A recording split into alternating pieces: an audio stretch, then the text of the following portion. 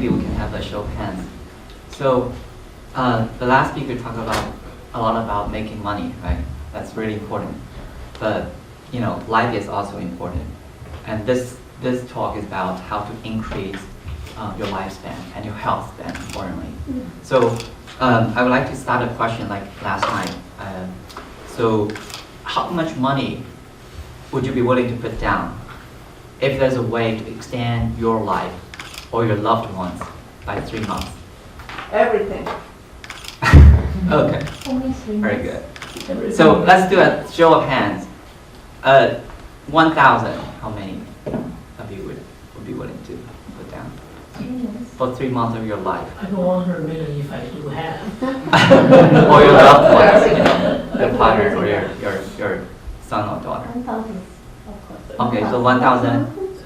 Start with something low. Okay, how about 3,000? Oh, I mean 3,000 or more. 3,000 or more For 3 months. for 3 months. Very sure. Okay, good. Good to know. And think about it. And what about 6 months or 1 year? Right, 3 years. 3 years. Yeah. So think about that. And so when I posted this series of talks online, a friend commented, "If I go and listen to your talk, am I guaranteed to enjoy longevity?" And I replied, if you come and listen carefully, you most likely can gain at least 3 years of life. So the information provided in this presentation is for informational and educational purposes only. It is not intended to be a substitute for professional medical advice, diagnosis, or treatment. Always seek for the advice of your physician or other qualified health provider with any questions you may have regarding a medical condition. The presenters and organizers are not responsible for any consequences arising from the use or misuse of the information provided. Use the information at your own discretion and risk. There's a long history of the pursuit of longevity in human history, and there's this myth about the biblical longevity. So back to the early days in Genesis, so there were a dozen of individuals who lived hundreds of years old. That include Noah, Adam, and Methuselah, who lived almost 1,000 years.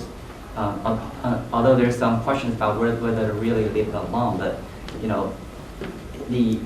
this is according to what is written in the Bible. And in the Eastern world, we also have this famous person, Pengzu, who lived about 880 years. And now, back to reality. So in modern days, if we look at the people, the oldest people in the world, the longest living people, the top 10 are all female. Okay. And then the longest living man is 116 years old, so that's close to the number 10 in the female world. And now we have to face the harsh reality that the average life expectancy of the world population is only about 73 years. And females a little longer than males, so 76 versus 70.7 years old. And among you, the smart ones may be asking, why? Why females are, enjoy longevity better? And so, scientific studies have repeatedly shown that with each 24 hours pass by, you lost 1 day of your life.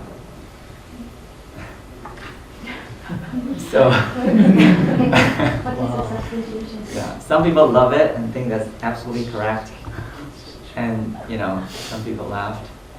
And by the way, during the talk, if you're free, if you feel comfortable to stand, I think that that works too, as long as because sitting for long hours is not good for health. So feel free to stand up if you wanted to. And some people may be wondering, what kind of scientist is that? And actually, what I want to say is that depending on how you spend those 24 hours, you may lose more. You may lose more or less than 1 day of your life.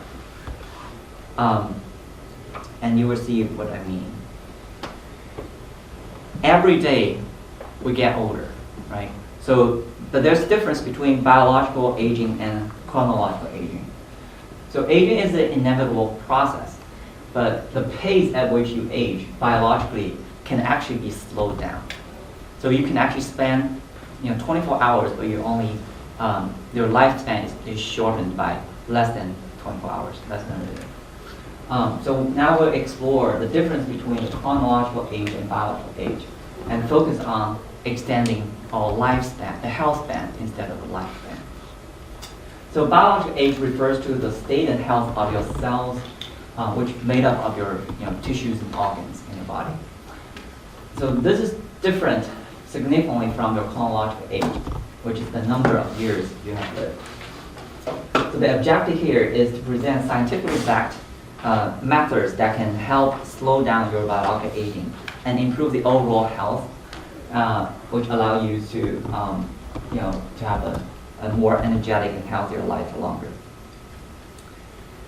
So, over the past 2 decades, scientists have explored various ways to slow down biological aging, focusing on areas like, calorie restriction, or cardiovascular health improvement, or cellular reprogramming. So calorie restriction has shown promise in animal studies and recent human trials, thus revealing the potential for extending health span. And cellular reprogramming is a revolutionary approach. It basically resets the age markers at the genetic level and offers potential future avenue for reversing aging effects. But in this presentation, we've mainly focused on 10 effective ways based on scientific findings that are very practical to incorporate into your daily life. So let's start by understanding the basic principles of longevity. So if you were told you have a vehicle and that's the only vehicle you're going to have in your whole life, so if the vehicle is destroyed, then you have no vehicles at all, then how would you take care of that vehicle, right? And our body is that vehicle for us. And among our body, there are many organs and parts, right? Which organs do you think are the most important? Heart. Hmm? Heart. Heart, yeah. And that's like, engine to the car. Right? Yeah, it pumps the blood. And what else? Brain. The brain, yeah. Brain. Yeah, the brain is like the, the control unit or computer for your vehicle. And what else? Liver? Liver? Liver. Yeah. I'm looking for another active organ. Lungs. Lungs, yes. Lungs. Yes, very good. I breathe. So that's like the air intake system, right? So those are the 3 that we'll focus on for now, for obvious reasons. And I'd like to remind you of the old tale of the tortoise and hare. And now I have a new version. Okay, so after the hare lost last time, she came back to invite tortoise for another competition, and the tortoise agreed. But the condition is that they have to do it every year until they die, until the last of them die. And guess who wins the game? So the hare only lives less than 10 years.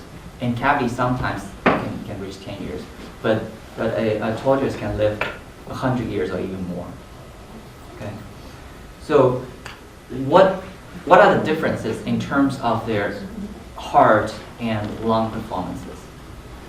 Interestingly, here's a list showing the heart rate, right, for the beat per minute versus the lifespan, and also the breathing frequency. And you can probably see that there's a general trend here, is that the faster the heart beats, the shorter the lifespan for the animal. And in general, there's also a trend that those that breathe, the breathing frequency is slower, lives longer. And so, in fact, like whales, the heart rate can be as low as 2 to 10 times, and they can live 200 plus years. And shark, can in some cases can live up to 400 years old. And you can also see on this table the tortoise, the heart rate is 6 to 10 times per minute, and they can live over 100 years old. In some cases, the giant ones can live almost 300 years old. And their breathing frequency is 4 to 6, and in some cases it can be under 4. And whereas in comparison, the rabbits, the heartbeat is 180 to 350 per minute, and they live 5 to 12 years. And their breathing frequency is also much faster. It's 32 to 60. So we can now actually, get insights from these. So for humans, the message is very clear. So if we can adopt, slower or more measured lifestyles, whether it's through mindful practices or controlled breathing practices, like Tai Chi, yoga. That's why those are very helpful. We can help our bodies last longer, just like the tortoise. And yeah, so you've seen that. So the giant ones, the tortoise, their breathing rate is as low as 2 to 4 per minute, and they can live, up to 300 years. And they also they have this heavy shell every day, right? So some people think, oh, they don't exercise, they move so slowly. But remember, they're carrying this heavy shell every day, and the shell sometimes it's like 1/3 of their body weight. So they're actually doing a lot of exercises. And so regarding calorie restriction, it has been demonstrated that modern calorie restriction can slow biological aging by 2 to 3%. Participants who reduced their calorie intake showed improved health markers such as cholesterol, blood pressure, and blood sugar. Although these improvements are significant, long-term adherence to calorie restriction remains a challenge. So, the question is really, how do you keep doing it? Only a small portion of participants manage to consistently reduce their intake by 25%.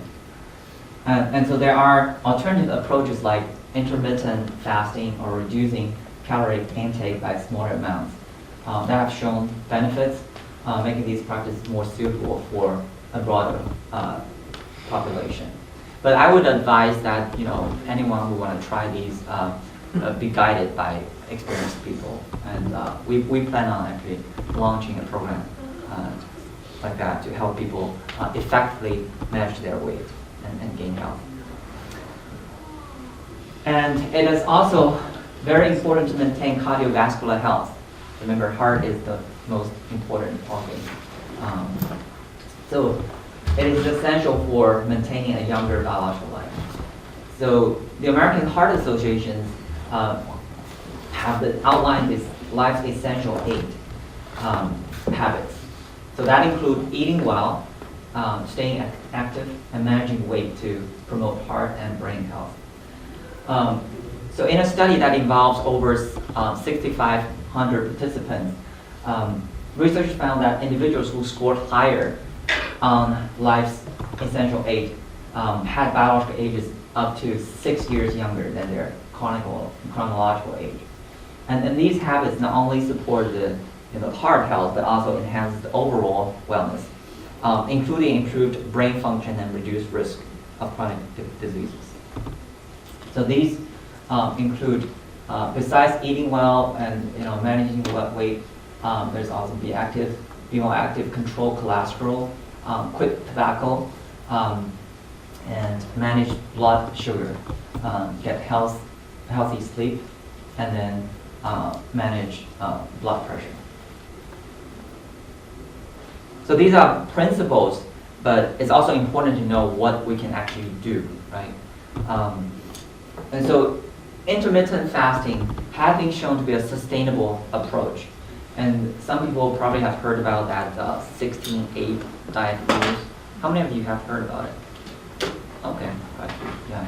So it's basically you fast for 16 hours and then eat within an 8-hour window. It provides flexibility for individuals to choose a plan that fits their lifestyle.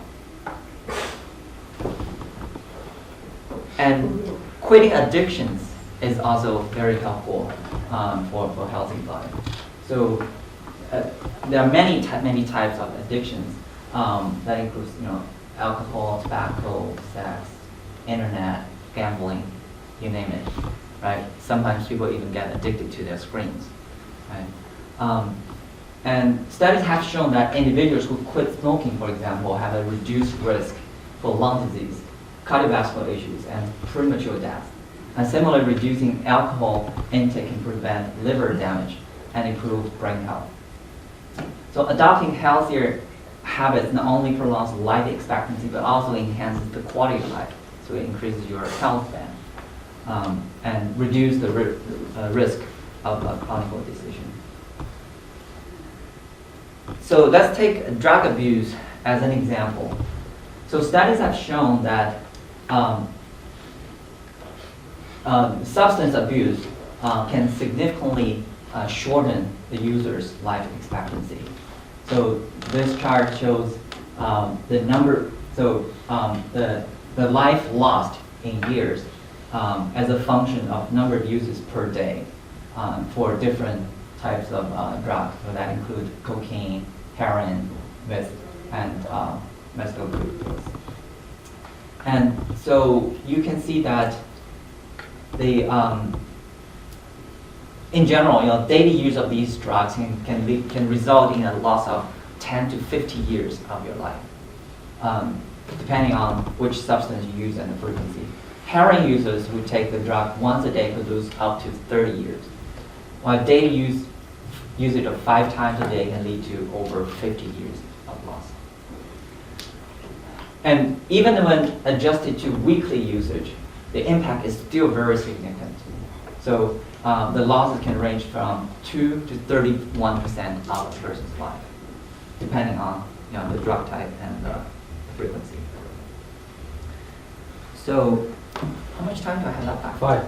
Oh wow, so I have to wrap up quickly. And importantly, managing stress through breathing technology is very beneficial for your health. So practices like meditation and Tai Chi can reduce the stress level and positively influence cellular aging. And chronic stress has shown that accelerate aging markers in the body, whereas effective stress management can reverse some of the effects. And there's also scientific studies, evidence that supports breathing techniques for stress management. I'm going to skim through this. And exercise, as we all know, is very good for health. It boosts the brain health, and it also strengthens your heart and your cardiovascular system. And hence, it's very beneficial for longevity. But there are so many sports to choose from, right? And you only have this much hours, so which sport should you choose, right? That's the question. I don't have time to delve into that, but we can talk about it another day. But I will tell you what is our current finding. So cellular reprogramming, as I mentioned, this is a technique that shows great promises to sort of slow down aging or even reverse the aging effects to some extent. But this depends on the technological advances, and it's not something we can control. But what we can control are the following. So regarding fighting dementia and Alzheimer's diseases, so studies have shown that brain gains linked to delayed cognitive decline in elderly. There's a study that showed that people who play the Go game has extremely low rates of getting cognitive decline and Alzheimer's diseases. And I have 3 people here, so you probably know this is Yang Zhenning, who's 102 years old and still alive. And Li Zhengdao just passed away at the age of 98. And then Wu Qingyuan, the gold master, Weiqi Dashi, died at 100 years old. So that shows people who use scientists, who use their brains very often, they got to enjoy longevity. But can you ask most people to become scientists like these two? It's difficult, right? But it is feasible for most people to start playing the Go game or chess, those mind games. And in fact, the Go game has been associated with the breakthrough in AI. The AlphaGo beat the human champion, Li Saido, in Go, and in fact, some of the team members just got Nobel Prize this year. I actually also benefited from learning Go when I was little, and so I invented this method, what I call miracle thinking whole brain development training, and it's essentially a method that can significantly help people increase, especially younger children, to significantly improve their attention span and their spatial visualization, logic, critical thinking skills, and importantly, creativity. And so I'm in the process of offering this series of courses. So if any are interested, we can talk more. But traditional Go or chess game have their limitations. For example, Go game is too time consuming, and that might be one of the reasons why it's difficult to get popularity in the Western world. So it's 19 by 19. It takes a few hours to finish one game. And so players have to sit there for hours, which is not good for their physical health. And also nowadays, AI is so much better, so it makes cheating easier for Go and chess games. A lot of people can just memorize the opening moves, which reduces fun and cultivation of creativity. So the challenge is how to design a more effective board game for preventing cognitive decline, and it's easier to gain popularity. And each game should not be too long, and it should not be easy to cheat with AI or memorizing moves, and it should better involve physical activities. And that actually will be revolutionary because now people will actually have physical activities and not just sitting there for hours. And we have actually made significant progress on that. I just didn't have time to talk about it, and we can talk later.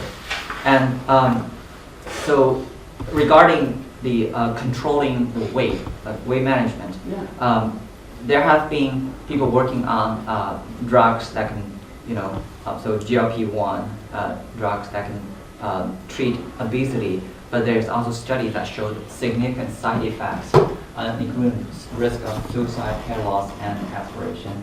And so we are also working on medical devices that doesn't involve, is non-invasive and is not pharmaceutical approach, non-toxic for preventing and treating obesity. And so we talked about the differences between the sexes regarding longevity, right? Importantly, sex is a very important biological variable for any biological study. So in mammals, among 101 species, female mammals lived 18.6 longer than males on average. So it's much larger than the difference in humans, where females live 7.8% longer. And so studies have actually shown that castration delays epigenetic aging. It slows down aging, and it actually increases longevity. And that male sex hormones may decrease the lifespan of men. And so studies from Korean eunuchs showed that among 81 castrated men, they actually lived an average of 17 years, which is 14 or to 19 years longer than non-castrated men in the similar social standing. And 3 of them live to be over 100 years old. And Italian castrated men, there's a study showed that castrated men in Italy for singing opera in the church, they live an average of 13.5 years longer than non-castrated men. And in Asian China, they also found that the Munichs, they have an average years of lifespan of 71 years as compared to the emperors who lived about 40 years old. So, and those of you who read Jin Yong, they probably know this, 月亮成功，回到自宫. But importantly, why is that? What is the underlying scientific mechanism? And how can we possibly take advantage of it and develop novel methodologies that is less invasive than castration, but still can achieve better longevity? So that's why we said if you don't do castration, we can also succeed. So don't do it yet. It's a big decision. You have to talk to your family members and consult with physicians first. And this is Zhang Sanfeng, who is the creator of Tai Chi. And according to history, he lived to 212 years old, and he didn't get castrated, right? So, okay. And from a study of Japan's longevity, people also has found that they enjoy brain-engaging games and they play Tai Chi a lot.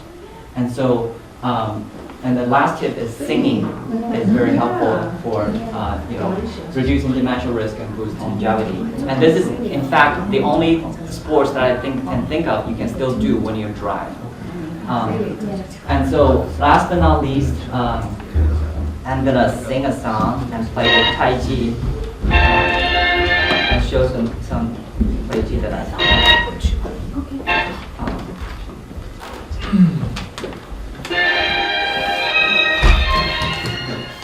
I'm just gonna sing the song first and you sing. 最美不过夕阳红，温馨又从容。夕阳是晚开的花，夕阳是陈年的酒，夕阳是迟到的爱。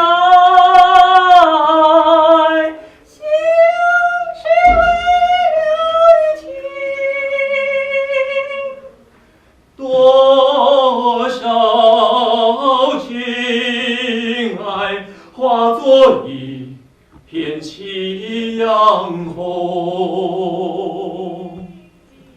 好。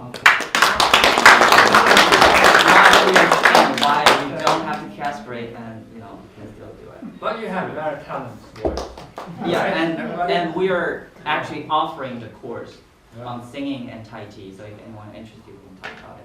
And very importantly, if you're interested, please scan the barcode here and join our longevity app. And we also plan on offering a series of lectures, so you have to listen to one of them.